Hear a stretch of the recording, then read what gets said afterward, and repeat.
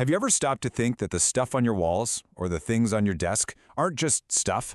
What if they're secretly shaping how you think and what you do every single day? Well, today, we're diving into how you can actually hack your own brain using nothing more than your decor.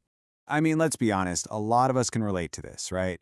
You've seen those posters, the eagle soaring over a mountain with a word like success written underneath, and you probably rolled your eyes. They can feel so cheesy, so simplistic, kind of cringy even. But here's the twist. What if we've been looking at it all wrong? The big idea here is that these seemingly silly things are working on a much deeper level. They're not just decorations. You could almost think of them as code that's being fed directly into your subconscious. So how in the world does this actually work? Well, it's not magic. It's actually grounded in some pretty solid psychology. To really get it, we need to talk about something called the thinking man effect, and this invisible power our environment has over us. The key idea we have to understand is this concept of environmental cues.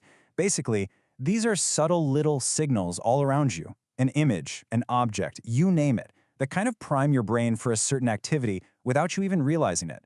You know how the smell of coffee can make you feel more alert even before you've had a sip? It's exactly that kind of subconscious trigger we're talking about. To see just how powerful this is, let's look at this really fascinating experiment. Some researchers wanted to answer a pretty simple question. Could one single object in a room actually change how well people think? Okay, so the setup was super simple. They took two groups of people and gave them some analytical tasks. The first group was in just a plain, standard room. The second group, they were in the exact same room, but with one tiny change. A statue of a thinking man, like that famous sculpture by Rodin, was sitting right there in their line of sight. And the results were, frankly, kind of wild. The group with the statue consistently did better. They were more analytical, and they made fewer mistakes. That one little statue acted like this powerful, silent command to their brains that said, hey, it's time to think deep. All right, so that's the science. It's cool, but how do we take this out of the lab and actually use it to hit our own goals? Let's check out a really powerful, real-world example of someone doing just that. The author of the article we're looking at had a very clear goal. They wanted to increase their salary by $10,000. That's a big, specific number. But they knew just wishing for it wasn't going to cut it. They needed a target, and they needed a way to program their brain to go get it. Now, they didn't just write this down on some to-do list and forget about it. No, they made the goal physical. They went out and bought a prop stack of cash and put it right on their desk. This created an environmental cue that was impossible to ignore. Every single day, that stack of fake money was subconsciously reinforcing the mission, programming their brain to constantly be on the lookout for ways to make that goal a reality.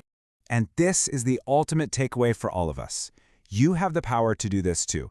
You can stop just passively letting your environment dictate your mood and start being the active programmer of your own mind.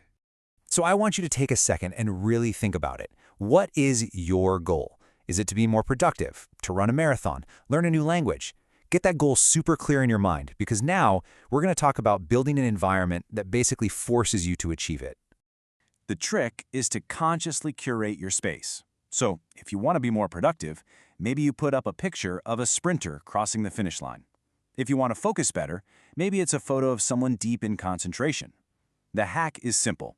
Find a physical object or an image that embodies the feeling you're after, and put it somewhere you'll see it all the time. So here's what I want you to remember. Your room, your desk, your office, it's not just a box you live your life in. It's an active force. It's a partner that is either helping you or holding you back.